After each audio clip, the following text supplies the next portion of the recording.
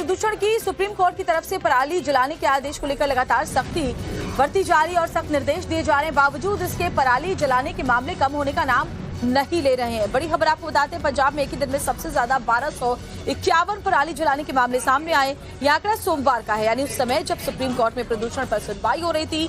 पंजाब प्रदूषण नियंत्रण बोर्ड के मुताबिक राज्य में अब तक पराली जलाने के 9,655 केसेस मिले हैं। ये तो आंकड़े हैं जो प्रशासन की पकड़ में आए हैं। खास बात यह है कि पराली जलाने के मामले में पंजाब में सबसे ज्यादा ये पराली के मामले दिख रहे हैं, कई गुना बढ़ रहे हैं और सरकारें एक दूसरे पर ब्लेम गेम खेल रही हैं।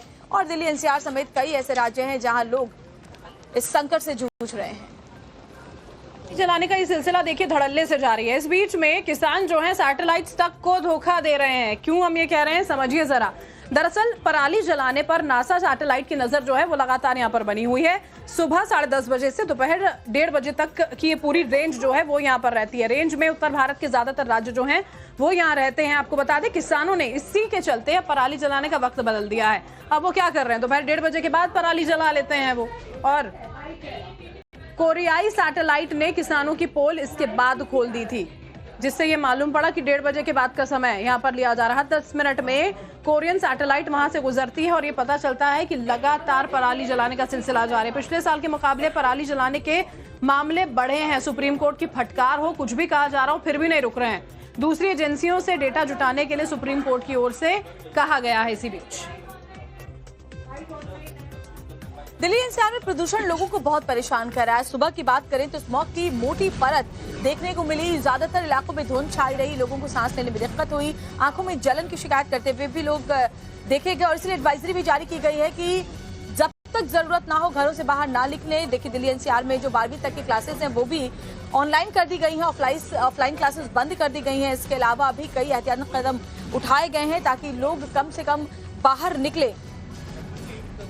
आज का भी AQI जो है दिल्ली ओवरऑल वो 494 है। बहुत से ऐसे इलाके हैं जहां पर 500 क्रॉस कर चुका है। अब आपको हम तस्वीर भी दिखाते और बताते चलते हैं कि राजधानी दिल्ली सहित नोएडा में बच्चों के स्कूल बंद करके उन्हें ऑनलाइन कर दिया गया है। यहाँ पर दिल्ली में ग्रैफ 4 लागू किया गया है, पाबंदियां लगाई जा रही है, लेकिन उसका कोई खास असर नहीं देखने को मिल रहा ग्राउंड पे। अब आप देखिए, ये सुबह की तस्वीरें हैं। अभी तापमान फिलहाल 15 डिग्री सेल्सियस के आसपास है, लेकिन ये स्मोक की चादर आपको साफ सड़कों पर नजर आ रही होगी। इसी तरह से दिल्ली पूरी तरह से प्रदूषण से घिरी हुई है। धूप पिछले 3 दिनों से नहीं देखने को मिल रहा है। लगातार अगर बात करें तो खराब स्थिति होती जा रही है। डॉक्टर्स का कहना है कि लोग तमाम दिक्कतें लेकर पहुंच रहे हैं। खासतौर पे सांस लेने वालों को सबसे ज्यादा समस्या हो रही है। अगर बात करें तो सर में दर्द होना, गले में दर्द होना, इस तरह की दिक्कतें हैं।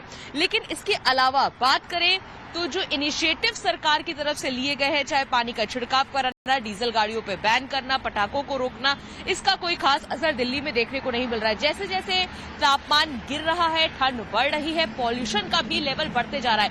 कल केंद्र सरकार ने सभी राज्यों को खत भी लिख के अलर्ट किया है कि अस्पतालों में विशेष तैयारियां होनी चाहिए, क्योंकि यहाँ पर दिक्कतें सबसे ज्यादा है, क्योंकि पॉल्यूशन का लेवल खराब होते जा रहा है। और लगातार बढ़ रहे प्रदूषण पर सियासी बयानबाजी जो है वो जारी है। बीजेपी सांसद मनोज तिवारी की ओर से तमाम बीजेपी नेताओं के साथ में मेट्रो स्टेशन जो राजीव चौक है उसके गेट नंबर 6 पर मास्क बाकायदा यहाँ पर बांटे गए हैं। उन्होंने सरकार पर निशाना साधा, यहाँ पर राज्य सरकार पर। लेकिन दिल्ली की मुख्यमंत्री आतिशी जो है वो सारा ठीकरा केंद्र सरकार पर फोड़ रही है। पॉल्यूशन इज स्टेट सब्जेक्ट और दिल्ली सरकार में बैठे हुए लोगों ने मौत परोसी है। उन लोगों ने इसकी चिंता करना तो दूर, इस पे न कोई बैठक हुई। मैं दिल्ली का तीसरी बार का सांसद हूं, मैं 2014 से देख रहा हूं, एक भी आज तक मीटिंग यहाँ के दिल्ली के सीएम नहीं बता सकते, या न आप लोगों के ध्यान में आया होगा, जहां हम लोग पॉल्यूशन कंट्रोल करने के लिए सांसदों के साथ, क्योंकि दोष देना तो बहुत आसान है, केंद्र सरकार को दोष दे देना। जो एनसीआर की बाकी स्टेट्स हैं वहाँ पर ये सच्चाई है कि ग्रैप का बिल्कुल भी इम्प्लीमेंटेशन नहीं होता है। चाहे डीजल बसेस चलना है, चाहे कंस्ट्रक्शन चालू रहना है, चाहे डस्ट रिलेटेड एक्टिविटीज़। तो मेरा तो ये आग्रह रहेगा कि बाकी स्टेट्स जो एनसीआर में हैं, चाहे हरियाणा है, राजस्थान है, उत्तर प्रदेश है, वो भी ग्रैप को इम्प्लीमेंट करें। और दूसरा, मेरी तो केंद्र सरकार से यही विनती है कि जब तक केंद्र सरकार सामने नहीं आएगी, स्टबल बर्निंग को बाकी स्टेट्स में नहीं रोकेगी, तो जो पूरे नॉर्थ इंडिया में चाहे आप पंजाब, हरियाणा, उत्तर प्रदेश, राजस्थान, मध्य प्रदेश, पटना तक लेकर जो एक ये कोहरा छाया हुआ है, इसका कोई समाधान नहीं निकलेगा।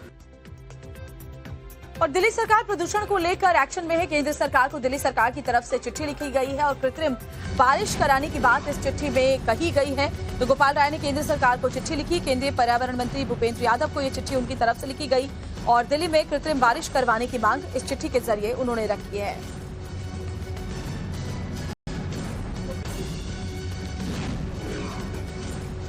बड़ी खबर आपको बता रहे हैं, दिल्ली एनसीआर में लगातार प्रदूषण का स्तर बढ़ता जा रहा है। ज्यादातर इलाकों में AQI गंभीर श्रेणी में बना हुआ है, जिसकी वजह से तमाम तरह की पाबंदियां भी लगाई दी गई हैं। ग्राफ 4 लागू है और ऐसे में कृत्रिम बारिश कराने की मांग दिल्ली सरकार की तरफ से केंद्र सरकार को चिट्ठी लिख करके रखी गई है।